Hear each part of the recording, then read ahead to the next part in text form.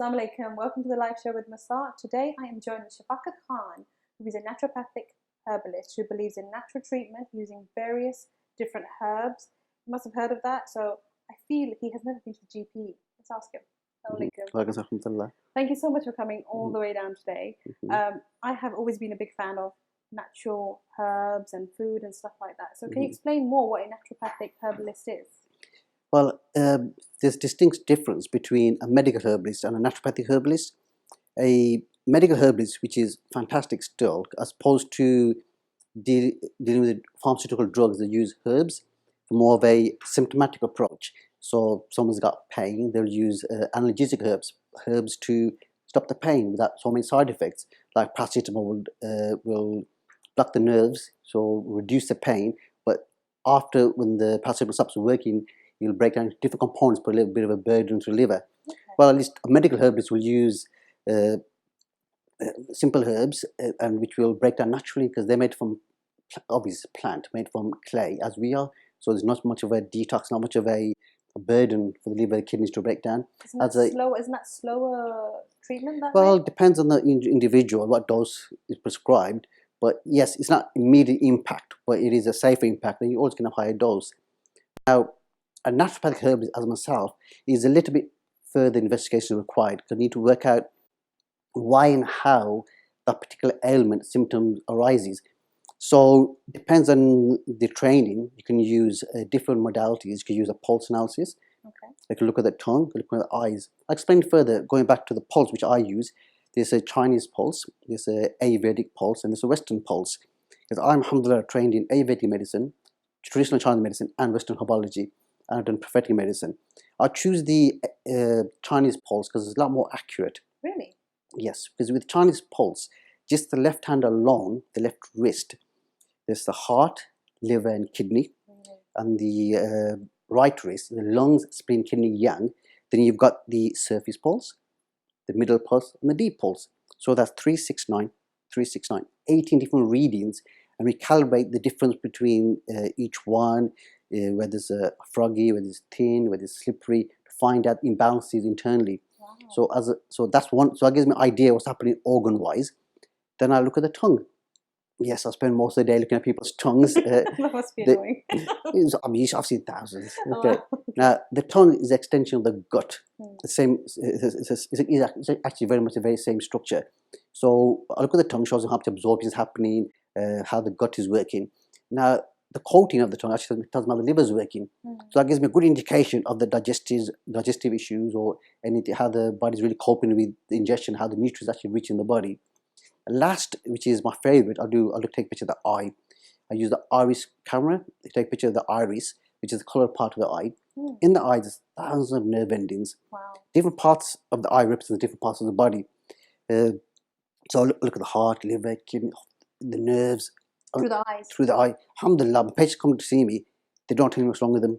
They come to me, I take the pulse, tongue, and eye, and I tell them why, how, miscarriages, nerve problems, slip discs, everything within about 10-15 minutes to give a good indication of what the history is.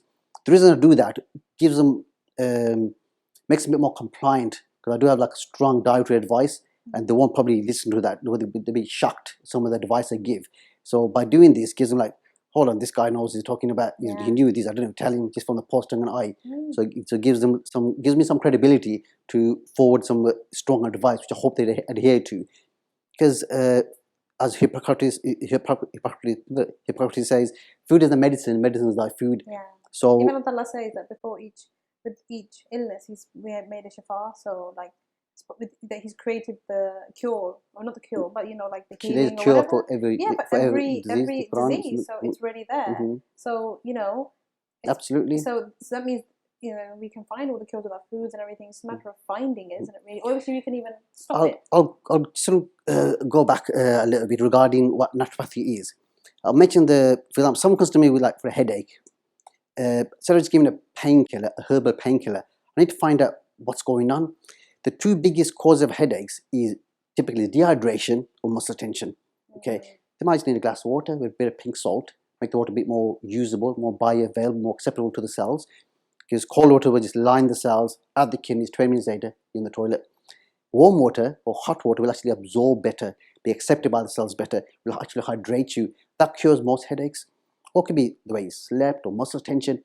Those are the... So warm water just relaxes your nerves, that's what it is? Or? Well, no, it's more acceptable by the cells. It's more, it's called intracellular hydration. Okay. You go to most indigenous populations of the world, the locals drink hot drinks, teas. So us Tories are drinking cold drinks. Yeah, Arabs are always drinking tea. Absolutely. Chinese as well. I think it's part of like, well, we normally have a glass of water with that, and they have a small tea with their food. Yeah. They don't even drink water. Yeah, I mean, because if you're in a hydrated for a hot country, you need to really match cellular temperature, surrounding temperature, to absorb better into the cells. Oh, I thought, obviously, I don't know, this is just my thinking. If in the winter to survive, you should be having more warmer food, and in the summer, you should be having more colder food. So having lots of cold drinks or cold water or watermelon and stuff like that. No, there are some seasonal diet recommendations, like eating according to fruits, seasonal fruits, etc.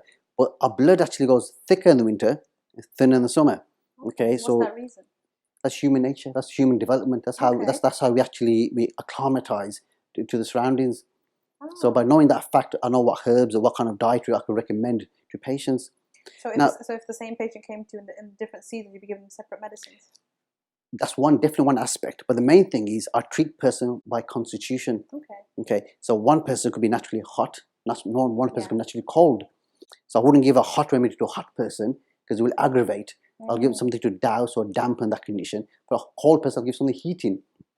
So I was going to go back to the water thing. It's quite important to. I was going to give some advice to your viewers. Yes.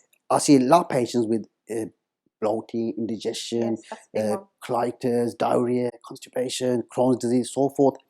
And there's one simple hadith, one simple habit we all can implement, which will save a lot of pain, which is the hadith of drinking before meals. Okay. Like hot water or cold water, would you say? It's room temperature or hot. Again, to match cellular temperature. Yes, not cold. I love cold water. No, all you're doing is giving your kidneys a bit of workout, and you're in danger of losing salts from the kidneys. I was going to go explain a bit more regarding the... does that cause fatigue as well, would you say, having cold water, because you're overworking your body? Kind of. Explain why. You eat food mixed with spit. Food and spit then enter the stomach. In the stomach, there's acid, there's enzymes to break the food down, to liquefy it, allow the absorption into the blood. Now, that's like a hot oil kind of surrounding now. Hot oil, so you've got the food coming down, the food passing with the saliva, stomach acid, the enzymes. So hot oil and water don't mix. As you know, they emulsify, they curdle, they react, they get putrid, causes opposite of digestion. Purpose of digestion is to break food down, to liquefy it, allow absorption into the blood through the gut membrane. So by adding water to the hot oil mix, you're going curdling, you're creating a granulation, a solid state rather than liquid state. Okay. So the best way is to drink first, because water is essential for digestion. So you do drink first. Oh, hot water's fine. Room temperature or hot, 5-10 minutes before the meal. Okay. So allows passage to be aligned and provide the water for digestion. Would that reduce bloatedness, obviously? And absolutely. constipation? Most definitely, because when the food goes down, okay, it's lined up. You got water in there first, so it helps weight management. So you're not overeating. That's a good one. So you can have a flat stomach. Yeah, absolutely. Absolutely. Yeah, they say that there should be a space for air, water, and food, third of each proportion, which allows the churning and breakdown. So afterwards, you don't drink till about half an hour afterwards. So take about 20 minutes. Half an hour after food. After food. So drinking 5 minutes before meal. Spicy food. What are you gonna do then? You drink first and make it chew properly. Another important factor is, of all the years of studying I've done, is the stomach has no teeth. Okay. So we need to use that teeth and chew properly. Spicy food. What do you do about spicy? With spicy food, just that's the hard one. You sip water before. Asian background, you have to have, and you're going to end up having lots of cold water straight afterwards. That's damaging your digestion. Very bad. You're curdling. Imagine the food comes solid now, and it flushes out. You had a meal, food in the stomach. You have water. Not only water will dilute the enzymes, so going against the body's mechanism to break your food down. You're diluting the enzymes. Then secondly, you're flushing food out the stomach before it's a chance to break down. So undigested bits of food goes past the stomach into the intestines, and they end up there again rotting, getting putrid, causing mold, etc., causing a lot of and that inflammation is what causes a lot of gut issues. Does that explain, like when you say lots of people have stomach, is this the reason why a lot of people have stomach issues, by not applying this simple tip? Simple, absolutely. But if you do this as a preventative, one of the single most best thing to do, because then you get less chance of putrefaction, mold, leaky gut syndrome, constipation. Now, constipation is Everybody has that nowadays. It's a very common. People don't drink enough. But with constipation, it could be water balance, could be liver bile, it could be any number of reasons. There's not one specific reason. There are simple laxatives you can do, but that weakens the bowel. You need to find out why. When someone comes with constipation, I don't just give them a laxative. I need to work out what's going on. Is the kidneys not taking water out? His kidneys, they put water in the gut and take water out the gut. Too much water in the gut will cause diarrhea. Less water will cause constipation. So I need to work out that with his kidney or with the liver. Liver makes a thing called bile, which secretes for help with digestion and bowel movement. It could be a liver problem, so not making the bile, or it could be just strong painkillers, which kills off the nerve system, so the body doesn't communicate with the gut. So there are different reasons for it. That's another example of how I treat patients, working out whys and hows, and we just take it from there. Okay, right. We'll come back to you. We're going to go for a short break, and we'll have more interesting questions from Mr. Shafaqat Khan. Oasis Banqueting Hall, Barking, is East London's first choice for any occasion, offering a range of services and facilities to suit your needs. Whether it's a wedding, birthday, anniversary, or religious service, 180 to 1000 guests, you can trust us to make your event truly special. Oasis Banqueting Hall, Barking, the perfect choice for your occasion. For bookings, call 0208 594 2222. Special offer is going on at Salma Designer Abaya House. 20% discount on all our Hajj and Umrah products. 500 gram Ajwa dates are only £10. Come and receive a special offer. Salma Designer Abaya House, 118 Whitechapel Road, London E1 1JE.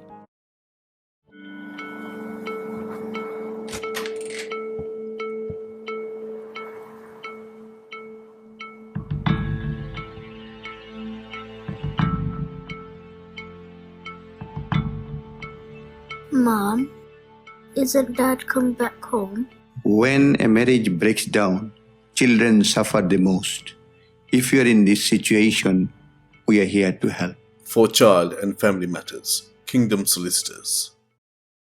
Hello there. Legal Taxi's mobile app is an amazing cloud-based taxi booking solution. The taxi drivers and passengers can access this application anytime and anywhere. Are you waiting on the road or trying to call up a taxi? Well, don't waste your precious time anymore. And now, you can book your taxi at ease. Do you want to know how? It's so simple. Download the Legal Taxis app from the App Store in your smartphone. Register your details with your mobile number or log in directly with your Facebook account. Enter the location manually or drag the balloon where you want the pickup and drop to happen. Legal Taxis application fetches your location automatically and shows the taxis nearby. On a single click, your request is sent to the nearest driver. The taxi driver will receive your request and accept it instantly. In return, you will receive a notification and you could check the current location of the taxi with the estimated time to reach your pickup location. While your taxi arrives, hop in and enjoy your ride. At the end of your journey, you will receive the receipt of taxi fare in your mobile app. You can either pay as cash or through online. This app also allows you to feedback about the ride, rate the trip, and share your experience through social media. Legal Taxis app not only allows you to book regular taxis, but also black cabs, mini cabs, and Hackney carriages. What are you waiting for? Book your taxi today for a great voyage at Legal Taxis.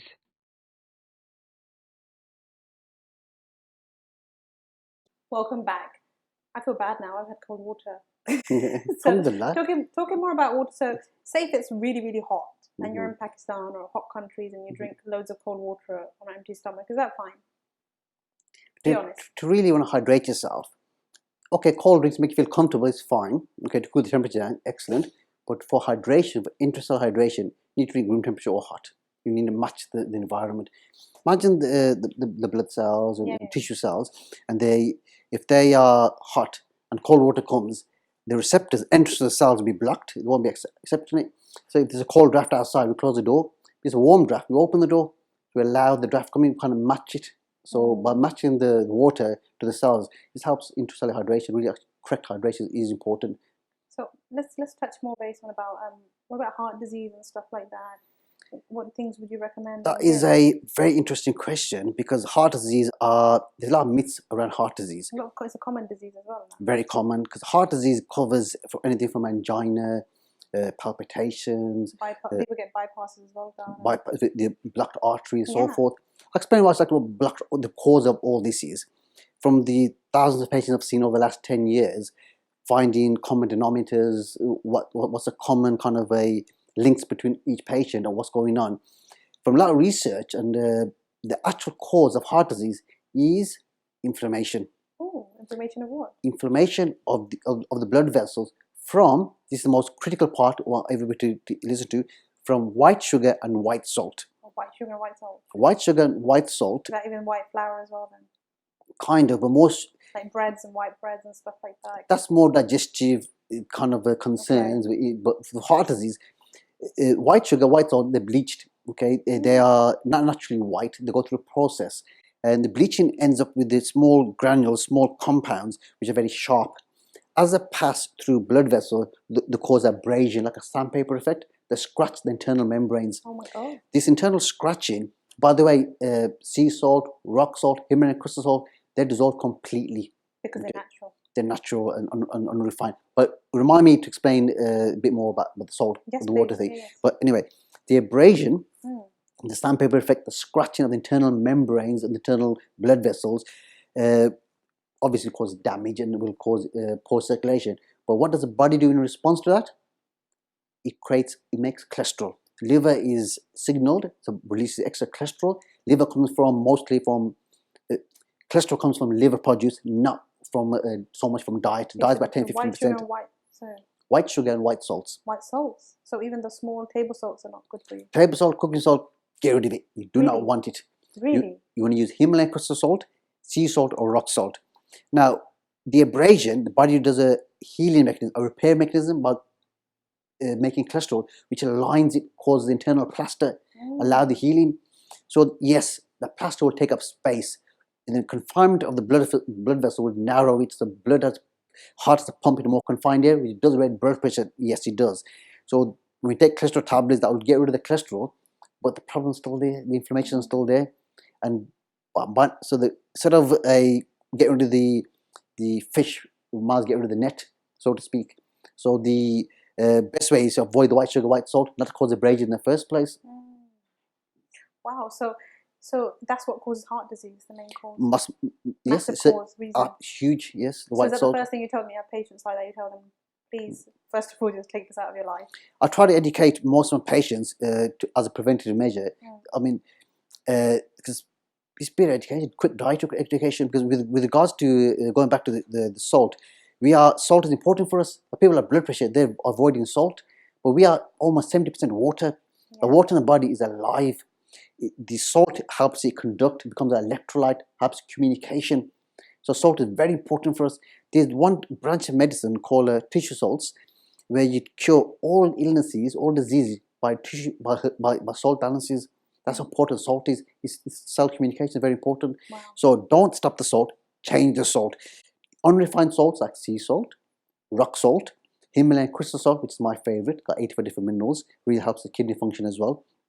So that's very, very important. Get the correct water, the correct salt balance. Oh, wow. So one thing I want to ask you is about cancers. What is cancer? What causes cancer? Is there any natural way of dealing with this rather than going through chemo? Because I've seen family members go through this, and it's just been devastating. I've even lost a very important family member due to this, and even got a nephew who's been through it, but it's just completely destroyed him. He's not the same boy anymore. What would you suggest? Since as an naturopathic herbalist, there's so much I can say, if you know what I mean. I know. Okay. But can you tell us what cancer is and yes, absolutely. And if there's any way of preventing it actually? The biggest, one thing's proven. Okay, is cancer lives in an acidic environment. Okay. So first of all, create an alkaline environment. Acidity is dairy. Acidity is red meats and proteins. Acidity is fizzy drinks. Acidity is white sugars. So if you avoid, and that brings me to the second point, cancer lives on sugar. Okay, So so sugar, white sugar. if you avoid sugar, We'll come back to the sugar. Would it be better to replace the sugar with? I can't have tea without sugar. Would it be better to replace it with honey, natural honey, natural honey? What about brown sugar? it's slightly better than white sugar, but unrefined sugar, gur or sugar, the proper unrefined stuff. I think that's I fine. don't know what they call that in English. Gur. I think jaggery something. Jaggery. Yeah, something like that. Sounds like Jaggery ball. yeah. Something like that. Yeah. So just Google it. replace that. Oh, actually, the tea would taste better with that. It's not, yeah, so you need less of it as well because it's got much stronger. Yeah. So okay, so that's one thing I would actually start applying. White sugar is the biggest inflammation cause. Really? Does that cause a lot of fatigue in the body as well? Would you say? You know, when you're feeling very lethargic and tired. Well, with the tiredness, basically, you have to understand food is fuel. Okay, when you eat food and it makes us feel bloated and heavy, it's most likely it's not doing any good. It's not reaching the cells. It's not really giving you nutrients. So one indication is if you're doing well, if you're eating right, is food is fuel. Food should give you energy, replenish you, recharge you. Okay. Not that was a good meal, I can't move. Yeah. Probably drank with the meal, drank after the meal, had high fat content and so forth, which causes a. So coming back to cancer then, so oh yes. So it lives in an acidic environment and feeds on sugar. And so how can we avoid this? So because we're living as Asians, we have a very acidic diet. What small changes can we make to avoid it? Okay, I mean, most important thing is plastic usage. Yes, like the top of the list would be white sugar, refined sugars. Get rid of that. And secondly is energy drinks, fizzy drinks. That should not be allowed in the house. Really? It's white sugar and caffeine. But Coca-Cola is the Asians like the rich. They can't live poison. Really? You got Coke. Well, whatever the fizzy drinks. People drink Coke like water. I know the Asian community; they drink it literally like water. Well, fizzy drinks are acidic. Okay, it's carbonic acid, carbonated water. And so it's made out acid, white sugar as well, like you said. White sugar and caffeine. What caffeine does is a very good point. When it comes to teas, coffees with heart disease. Actually, a very good point. What caffeine does, it mimics stress in the body. How caffeine squeezes blood vessels. If you imagine a hosepipe, if you squeeze a hosepipe, water rushes out faster. Yeah, squeeze a hosepipe, narrows the place, water comes a bit more pressure. Arteries go the same. Caffeine does to the body, squeeze blood vessels, blood rushes, it wakes you up. It's fine, alhamdulillah. In the morning, it wakes you up, gets you going. It's brilliant. If you keep squeezing the arterial pressure, the elastic component of the arteries will get a bit loosened. If it gets loosened, it gets folded. Chance for blood debris, plasma debris, cholesterol, other elements. What kind of caffeine are we saying? Teas or coffees? Coke, fizzy drinks, tea, coffee, all caffeine basically. Coffee is actually, there's lots of studies going on that coffee is quite healthy for you now. Everything in moderation. Like coffee, one coffee cup of tea is fine. Morning's fine. Maybe afternoon pick me up is fine, but don't abuse it. Okay. I know people who drink 5 teas a day and stuff like live on tea. If you keep squeezing blood vessels, it gets loose, and then you get more heart disease and more pressure of the heart. And that's the arteries, which are thicker blood vessels. They can take the pressure to a certain degree, even though they lose some of the elasticity, so and you go more plaquing. But the problem is the small blood vessels, the capillaries, they can't take the pressure. They'll just burst. So small blood vessels of the kidneys, the eyes, testes, ovaries, fingertips, they'll burst. So you get poor circulation. So the body can't provide nutrients or take toxins away. So the caffeine, so you're saying overuse of caffeine will make a very acidic environment as well. Acidic environment, inflammation environment, so that and poor circulation. That can be one of the causes of cancer as well, would you say? Yep, cancer. It's because acidic, yeah. Cancer linked to diabetes and quite a few things. I mean, if you get rid of the fizzy drinks in the house, that'd be fantastic. That's it. Because we are alkaline by nature. Everything we eat and drink, body has to process it in a way to neutralize the acid, to make it alkaline. So why go against the body's natural mechanism? So when I put acid in my body will first of all neutralize it. So liver minerals, bone minerals will be utilized, which puts a burden on the system. Wow. So liver helps make insulin. One question I would like to ask you is, say ex-cancer patients who have, some people obviously come out of chemotherapy very fine and stuff like that. Some people, it can obviously take them to a separate side of things, like they'll become slower and have side effects and stuff like that. Do you give any medications for that? Absolutely. That will bring them back to speed and normal and Oh stuff like that? yes. I'll do blood cleansing, liver support, kidney So support. is that what it is that's slowing them down, because the chemo is still in their body? Chemo, what it does basically is kills cancer cells and Yes. kills good cells as well. Oh. So then the body's very different. So body's very depleted state. That is in a poison state. So help rebuild and cleanse the body. The immune system. Immune system is stronger. Blood cleansing, liver support, kidney support. Just kind of help the body develop a self-healing mechanism, kind of like recharge itself. As a naturopath, that's what I normally do: is find the imbalances and correct them. And balance them. That's it. So you yourself. So tell me a bit about yourself. What inspired you to be a naturopath? Okay. How did you get into this field? I was, alhamdulillah, from a very young age, I've always interested in herbs and kind of natural food, natural treatments. Really? I mean, I remember going back, I think I was about 10 years old, and we had to do, I think it's actually, I remember the day actually, it was the first day of secondary school, first week of secondary school, and the form teacher set us work to do, and we all had to write about different topics and speak about cars and so forth. And I wrote about, it's kind of ironic that I ended up being a herbalist, because I wrote about lifespan. Lifespan. Okay. Because I worked out at the age of 10, which is fantastic, mashallah, is that if you look at the number of heartbeats of all mammals, okay, from mice to elephants, and if you link that to the longevity, the age, the lifespan of that particular mammal, and the heartbeat is the same, more or less. But like, I'm 44. This is going back quite a few decades now. So correcting me from basically a mouse heartbeat is about, I don't know, 100, about 200-300 minutes, something like that. Okay, and they only live a few months. But elephants live about 80-90 years, and their heartbeat is about 40-50. So if you put that in mathematical terms, they're roughly the same amount of heartbeats.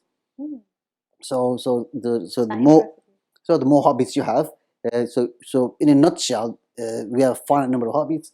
So that's why I'm not a big fan of high cardio workouts. People work out, run. We're not designed that way. Really? So you don't believe in high speed cardio? Not on a daily basis. People are jogging every day, like running on a daily basis. It's a whole different talk, but yeah, absolutely. I'm not a big fan of that. We're not built that way. We're not designed that way. Plus, exercise is stress. Really? It's stress for the body. It's acidic as well. It's a stress. It's a good thing for you. It kind of pushes you. It's important for us. We need it. Don't get me wrong. But it's about balance. Every day, or some people do twice a day. That's stress for the body. You need to recuperate, recharge. Like we learn, we revise at night. We store, we compartmentalize. We have neural pathways. We have to store the memory. If you don't have chance, if you don't sleep properly, all that effort is wasted. Okay, so coming back to, so you were 10 years old. You said you want to be a lifespan. Yeah, so I've yes, that was my talk, and so I've always been into natural kind of treatments. Then I did a degree in I did applied biology. I don't want to be a doctor because I don't want drugs. I don't go pharmaceutical things. I did actually go to Birmingham University Medical School. I did anatomy, physiology, pathology there, but I didn't complete it. I did obviously went to herbal medicine. But with the when I was doing my degree in human physiology, I did one module, and it was called alternative remedies. Okay. So we're doing doing herbalism, acupuncture, homeopathy, so forth. So then I got wow, this is me. I finally found something which is being actually teach something like this. Fantastic. So whilst doing my first degree, I started another degree simultaneously. Wow. I did a diploma in naturopathic herbalism, naturopathic doctor, which is a 6-year course. And alhamdulillah, I did that in a few years. Kind of doubled up everything. Kind of like cheated a little bit. I did the first and third year simultaneously. Different colleges. Then I got kind of anyway. How did you handle 2 degrees at once? That must have been hard work. Alhamdulillah, if you enjoy something, passionate about it, it's not hard work. That's true. It's fun. It's fun. It's like a hobby, isn't it? Absolutely. So when you completed your degree, then you started practicing on your own. I was quite fortunate because my first practice was actually in a medical center with GPs. Okay. Because one of my patients, she had eczema, which I helped. She's a pharmacist by profession. Her husband was a GP, and he's into Chinese medicine, acupuncture. So we're kind of similar kind of ground. So he kind of like accepted it and got me into the clinic. So I worked in a GP surgery as my first clinic, my first herbal practice, mashallah. Did that for about 8-9 months. Because of time constraints and the hours I offer my patients, I went on and got my own practice, alhamdulillah, which is a bit more flexible for my patients, allow a bit more freedom for them to appointment-wise. So that iVatina machine that you're saying, you invest in that later on, obviously, to use? I use camera now. I use a good macro lens camera. I could use it. Really? Migraines, yeah. But So you know, there's some herbalists that have these special machines that can. You must have seen them. You can hold it in your hand, and it will tell each body part of your body. oh yes, yeah. There's I don't different know what types. it's called. Something scanner. There's And it will tell you exactly what's wrong with your body, and it's got a very detailed report book appear in front of you, There's- each organ and bone of your. there's a lot of technology out there. From this, even machines that read your eyes for you, do your pulses for you, the stress management, all the organs and blood, so forth. I'm very much of a traditionalist. Even though I like to modern science fused with ancient wisdom. That's what I kind of like. That's on my website as well. That's what I like to call myself. I'm not a big fan of these interventions because that's like binary. Is very subjective. Okay, can't beat the human touch. That you feel for yourself. So you live at because you pick up the emotions and a look, a picture. You can look at a picture. For example, if I see a picture, there's a tree over there. You got a lovely skyline there. So you have to look at the building over there, and some people might focus on the light. Some might focus on the brick. Some might look at the background. Yeah. So what you see from your own experience, your own wisdom, what you pick up on it. So over years of experience, by doing the pulse, I've obviously, a bit more expert at it because I've seen that many patients. More experience. So what the machine sees is just external. It's like binary. It's like certain parameters, and plus it's a gap between us. It's like cheating. It's like it's helpful aid, but it's not root cause. Yeah, like you said, if that's not working one day, then you're or then if you're in there's a trouble, glitch. Yeah, or there's a glitch, then you have to go and send the machine away. Obviously stops your business, and it doesn't take into account a person's constitution, heart call, what kind of person there is he, for example, I'm digress now a little bit. What's very important also the emotion of a person. Okay, each disease does have an emotional root. There's, for example, if you are angry, a lot of resentment, that's like liver issues. Grief sits in the lungs. Shortness of breath, palpitation, anxiety, all these kind of upper central issues. Envy kind of affects the heart. So there are different emotions. It does affect the different energy pathways, the meridians, which I'm a believer in, of energetic pathways. So one question I'd like to ask you is, so what is your opinion on vegans then? Would you say go on a complete vegan diet? He's shaking his head already. Go on a complete vegan diet. Are you like that? You're rawest yourself, because some people will just go completely on raw foods. No, and that's all alkaline food, isn't it? It's pure alkaline. It is, yes. Well, obviously, there must be not that many side effects of it, but I've heard many. I don't know if you know about Dr. Zakir Naik. He did a speech once regarding food, and he was saying we are born carnivores. We're meant to eat meat. These teeth are made for eating meat. Absolutely. So we're not meant to be vegetarian or vegans. So obviously that's in the Quran and stuff like that. But what is your opinion when it comes to veganism? My opinion is with the general state of diet of the food process at the moment normally is a good idea to avoid like toxins. I mean, like with meats, for example, 80% of all antibiotics are made, which are actually manufactured, or goes into the food industry. It goes in the feeds, animal feeds, antibiotics. So the biggest issue we have at the moment in the medical fraternity is a thing called antibiotic resistance. So antibiotics not being effective now because of the antibiotics in the foods. We have antibiotics every single day with eggs. You're not much of a meat eater then? Unfortunately, I don't eat red meat. It's been 25 years I've not had red meat. I've been dairy free for 25 years. My kids have never had milk. Really? Yes. So you don't give them like almond milk and stuff that's more available now? I use almond milk, coconut milk, oats milk, rice milk. That's fine. I'm talking about, the cows in this country, they're not grass fed. They're given corn-based food with the hormones. One of the hormones is very good question. Sorry, one of the hormones is BGH, a bovine growth hormone. It stimulates milk production for the cows. More milk, more money. There's commercial benefit. But the female hormone, BGH, bovine growth hormone, is estrogenic. It's a female hormone. Imagine giving your child female hormone every single day of their lives. I've got patients coming to see me, 7, 8 years old, going through puberty. I feel like throwing out my fridge now. Yeah. After all this, I feel like throwing it out. And you got PCOS, endometriosis, fibroids, all these female issues. You get man boobs. All because of the food that we eat. Yeah, from the female hormone. That's one aspect. Other aspect is the homogenization, the pasteurization, the bleaching of the milk to make it last longer. Milk, in true essence, should be alive. enzymes, the So bacteria. about when it's like organic milk and you don't trust it. I've got. It's not. If it's illegal in this country to provide raw milk. It's a live bacteria, live enzymes. So, but that's what we need. Back home, when they have, obviously you're from the same village as me, well, same back ends. Well, we have cows there. Have you noticed when they have the milk and then they boil the milk? Obviously, first. That's fine. Brilliant. That's fantastic. That's pure, isn't it? It's just coming from the cow to the table. It's alive. It's got bacteria. Gives you the bacteria. Good bacteria. Gut bacteria. The bacteria is fantastic for us. It helps help digestion. We can't digest food without bacteria. We can't. Our immune system comes from gut bacteria. So the best way to nourish you is get probiotics. You don't have cow's milk in your house? No. Well, if you get raw organic, that's fine. When you do get it, but apart from that, no, absolutely not. So what about might as well get a cow in the garden then? I'd love to have a farm. It'd be fantastic. Yeah. So, yeah. So what about? So you don't eat red meat, and you don't have your children have red meat. So you get chicken then, white meat, fish. Going back to the original question, we do digress. The original question is regarding veganism, vegetarian diet. Vegetarian is good, but you miss out on essential amino acids, essential proteins, and like you mentioned, Dr. Zakir Naik, you mentioned about teeth. We have canine teeth, we have molars, we have chewing, we've got caring agents. It's there for a reason. Allah subhanahu wa ta'ala created those for a reason. So, and it depends on the individual. Some people can get away with it. Some people it's very what I call vata imbalance.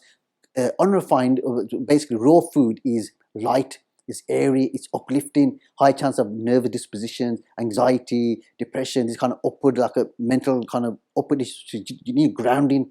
So you're more likely to be more depressed if you're having too many. Depends. Yes, it depends on your constitution. If you're a person a bit more grounded naturally, you'll be fine with it.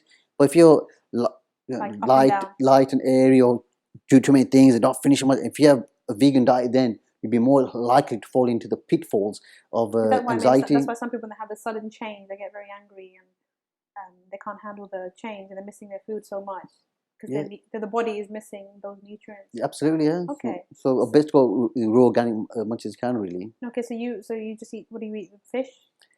Chicken, fish. I do have chicken and fish. I do have meat quite regularly. Okay, but what's important for me is that I do have like salads with it or like vegetables with it. Calm it down. To balance that, make sure the overall meal is alkaline rather than, because the protein is essential for us. But I got a lot of people that train and they are what about like, eggs and things like that? I love eggs. Eggs are amazing food. Raw, organic eggs, raw, free range, one of the best sources. Why don't you have eggs? Sorry? Did you say you don't have eggs? I love eggs. Oh, you love eggs. Okay. I have eggs daily. Really? Yeah. Isn't it high in cholesterol? They say it's good cholesterol. Ah. Cholesterol, yeah, is. They say cholesterol causes heart disease. So how are we supposed to balance that then? With the see, that's a myth I told you initially about inflammation. But cholesterol is vital for us. Without cholesterol, you can't make insulin. Without cholesterol, you can't make melatonin, the sleep hormone. Without cholesterol, you can't make female hormones, male hormones. Cholesterol is vital for us. It's the things HDL, LDL, good and bad cholesterol, high density lipoprotein, low density lipoprotein, and that's all liver produce. Without cholesterol, I mean, our brain is 50% cholesterol. There's like 1 billion nerves in the brain. A nerve got called myelin sheath that protects the nerve. That's made from cholesterol. Where does it come from? We need it in our diet. We had a very interesting conversation while in the break. We're talking about butter. Tell us about butter. You're saying margarine and, it's better to have something about ghee, natural organic butter. Yes, I mean, yes, going off this conversation regarding cholesterol. Butter is another cause of they say cholesterol. Cholesterol is good for us, like I said, we need it. I mean, oil cooking, with like vegetable oil, sunflower oil, cooking oil, even olive oil. Oils, when they're heated, become acidic, become oxidative. They need oxidative is aging. So the body will need antioxidants to get rid of coconut oil. Coconut is fine. Coconut is fine. Butter's fine. Absolutely. Butter's fine. And how's it taste? I've never tried it. I love coconut oil. It's a bit sweet, but you have to change the spice, and not for all dishes. Some dishes you're better off with butter, but not oil cooking. Okay, they say olive oil is good to a certain extent. Olive oil would be very expensive cooking then with butter cooking. You don't need a huge amount. You don't need a huge amount. It's not, it goes long. But Mashallah, you've got a family of 7. How do you do? Mashallah. If you eat organic and nice clean food, you don't need a huge amount. It fills you up. It's nourishing for you. Okay, so one interesting question I'm going to ask you is, I don't know if you've seen the documentary I Am regarding food and cells. I don't know, you maybe haven't. Basically, there's this notion, And I don't know, I think there might be a certain truth. Do you feel it could be just your mindset that is affecting your nutrition? Like, if you're going to think the food is bad, the food is going to automatically be bad for you when you eat it. Is there not a way of thinking, just be happy, Larry, and just eat whatever you want? I mean, very important question. Yes, the mind is very important.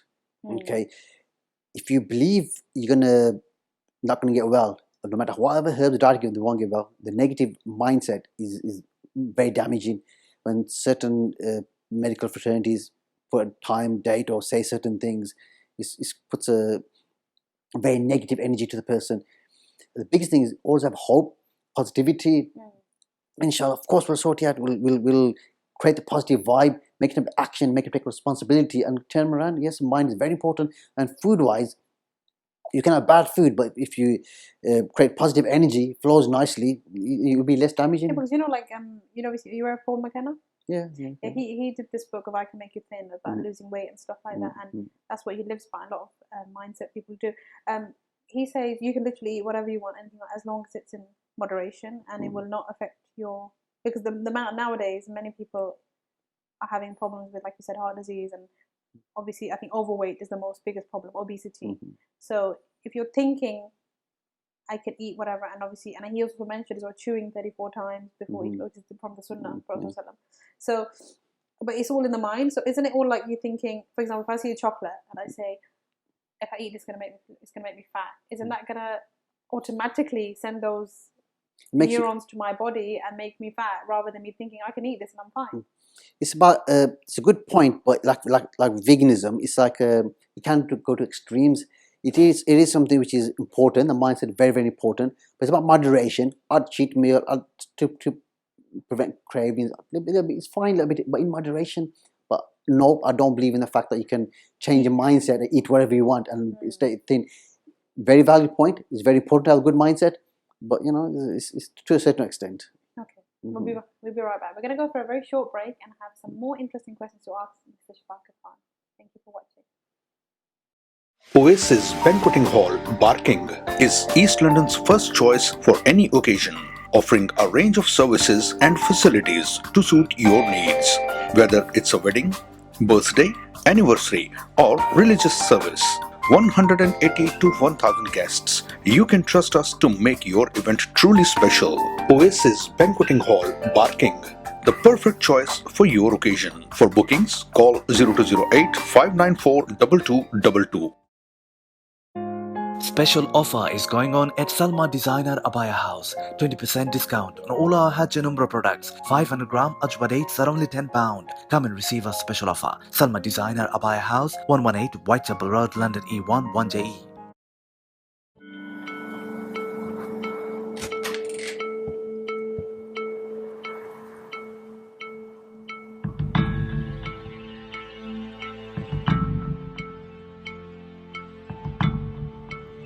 Mom, isn't Dad come back home? When a marriage breaks down, children suffer the most. If you are in this situation, we are here to help. For child and family matters, Kingdom Solicitors. Legal Taxi's mobile app is an amazing cloud-based taxi booking solution. The taxi drivers and passengers can access this application anytime and anywhere. Are you waiting on the road or trying to call up a taxi? Well, don't waste your precious time anymore. And now, you can book your taxi at ease. Do you want to know how? It's so simple. Download the Legal Taxis app from the App Store in your smartphone. Register your details with your mobile number or log in directly with your Facebook account. Enter the location manually or drag the balloon where you want the pickup and drop to happen. Legal Taxis application fetches your location automatically and shows the taxis nearby.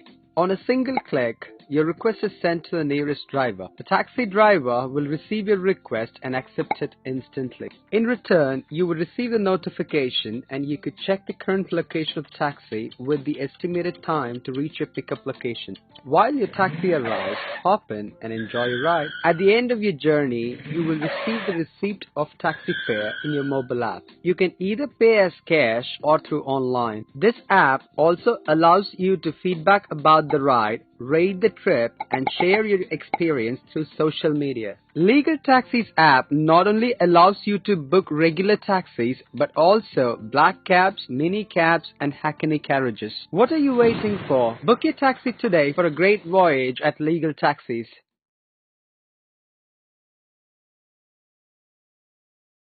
Welcome back.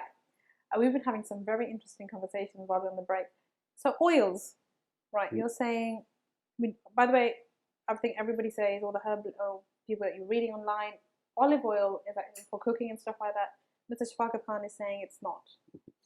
Not for cooking. Not for cooking, definitely not. Really, why? Olive oil is fantastic. It's got a lot of vitamin minerals. It's very useful. But you have it room temperature or slightly warm and salad dressing. That's it. Once it's heated, it becomes denatured, changes structure, and it's quite acidic, quite dangerous, and it's carcinogenic, can cause cancers. Quite big pressure for your body as well, like to handle. Absolutely, you need so the olive oil's got a lot of myth. It is healthy for you. There's shafa in it, but correctly, cold or slightly warm and salad dressing. That's it. Cook with butter, desi ghee or coconut oil. Get the so good what kind fats. of desi ghee are you saying? Where can we get that from in England? Most shops sell it. Just get Really? make sure it's not vegetable oil, but actually butter ghee.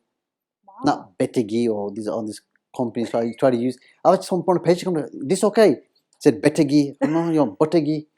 Then another company actually called it butter ghee, but it's not actually butter ghee. So there's a lot of commercial marketing going on, which is a bit deceiving. So you need to look at the ingredients.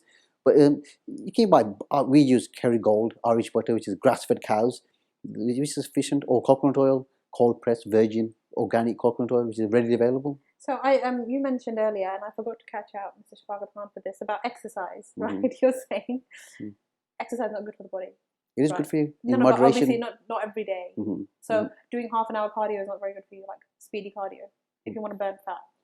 It's to burn fat. There's a misconception with training. Cardiovascular exercise, like jogging or high impact training, that's lungs and heart work, which is like heart rate goes up about 50% higher. If the heart rate goes up 30%, that's the fat burning zone. So a brisk walk, 20 minutes a day, you'll burn fat in your sleep. Really? For weight loss, the biggest thing. What about yoga and stuff like that? That's fantastic.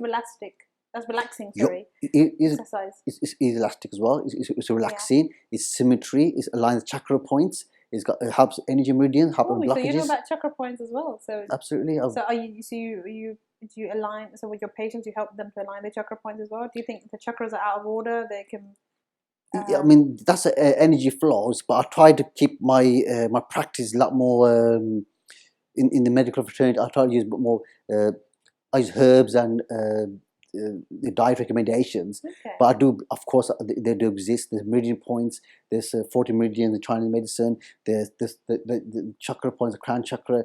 Actually, your wife's a fitness coach as well. So anyway, does she not exercise a lot? She does, alhamdulillah. But this recuperation time and type of exercise. So you have a cardio day, then you have a strength day, a weight day. So this you mix it up in that sense. Not high impact every single day, which is acidic. Exercise is stress. It's a burden to the body. So you need to recuperate, recharge, create the shock factor. Okay, another interesting question I'll ask you is: do you get patients who come to you and say they've had black magic done? How do you cure that? Do you think that's just in their mind, or actually that does happen? Very good question. I do get that regularly. Okay, really? People who don't understand the disease, or they have this must be jadoo, must be black magic. Yeah. But I find 99% of it's not black magic. It's just in their head. It's easier for them to make good of it, to give some explanation, to make some understanding, give them some kind of peace that like this will happen, give them understanding of it. But in reality, once they come to see me and they're not telling me what's going on, and I work out, it's obvious kidney imbalance causing salt and tension, blah blah blah. So I work out whys and hows. So with that basis, kind of like corrects most of them. But yes, I do come across do have a lot of people that do ruqya come and see me. I do provide free herbs for them, help them with their processing, for exorcisms. Exorcisms? People that do ruqya and exorcism, I see quite a few of them that actually do it, and they come to me for certain herbs. Which have, because they have a lot of negativity. No, the ser, when the jinn feeds the evilness, the ser, the black magic into the stomach, this herbs which will actually help to dispel that. Yes. And then plus after Ruqya, people get drained, so I like to help rebuild them as well. But of course, as we know in the Deen, it does exist, and I've seen it firsthand. But yes, most people are not spiritually affected in that sense, Jadoo, so forth, just the lack of understanding of the disease process. But yes, of course, it does happen as well. It's very, in fact, it is quite common, but more regarding marriage breakups and that kind of stuff rather than particular injury. Yeah, but you do, of course, affects health massively as well. I've some really astonishing cases and few and far between. What about infertility and Jadoo then? Doesn't that have a link? Yes, there is a link, but infertility is mostly down to hormones. You have a lot of patients coming to you for that as well. Mashallah, I do very well with fertility. Really? I get, mashallah, I get phone call every week. Mashallah, every week people tell me, I'm responsible for a whole generation of births. Oh, mashallah. Mashallah. Every week I get phone call, pregnant. Oh, wow, mashallah. I do hormone balancing, blood stagnation, that's great. different reasons for it, but that's, mashallah, not that difficult, alhamdulillah. But the biggest thing is, for fertility, two things is one, get rid of dairy, get rid of the female hormones. If you have the estrogen, the bovine, male as well as the female. Absolutely. So when it's hormones coming externally into the body doesn't know how to calibrate its own hormone cycles. So keep that away. Another thing is caffeine. Small blood vessels get damaged in the testes and the ovaries, so they get damaged. So you get cycle problems or sperm production problems. So caffeine is a big no-no for if you're trying for a child. Cut the caffeine down a lot. Morning tea, coffee is fine. They stimulate a little bit, but that's it really. Try to reduce as much as possible. No those energy drinks. That's the worst you can do. You have energy drinks, you make yourself sterile. Wow. I think we could have Shafaqat here all day and talk to her. Before we finish up, I would like you to give advice to the viewers. Any sort of advice that they could start applying straight away, that they can have an impact, instant change in their lives. So normally every guest that comes on, I ask them a very, it's a separate thing. So normally it's mindset and stuff like that. I think health is a very big issue that we can all deal with. So please share one more advice for looking at this. Okay, I was going to give a bit of a recap of what I covered today. A lot has been said and needs to be absorbed. So I'm going to give a bit of a recap. The first of all is drinking water before meals, 5-10 minutes before the meal, and drinking half an hour after the meal. Not during, don't disturb digestion, don't cause the putrefaction, don't dilute the enzymes, don't flush the food out the stomach. So drink 5 minutes before, room temperature, or drink half an hour after, but not during. Other advice would be dairy free. Cheese, yogurt and milk. If it's raw organic, that's fine. Otherwise, avoid dairy. And the third advice would be cooking. Use butter, desi ghee or coconut oil, vegetable oil, sunflower oil, cooking oil, any of the other oils. Big no. And the most important thing is have a positive outlook, forgive, forget, positive energy. Life is short. Try to live with sukoon and to dispel negative energy. Any negative energy is negative, is dampening, is quite stringent. So you need to just try to let go, love family, friends, just accept and forgive on a daily basis. Make yourself lighter, fresher, concentrate on your loved ones more. Don't worry about other people.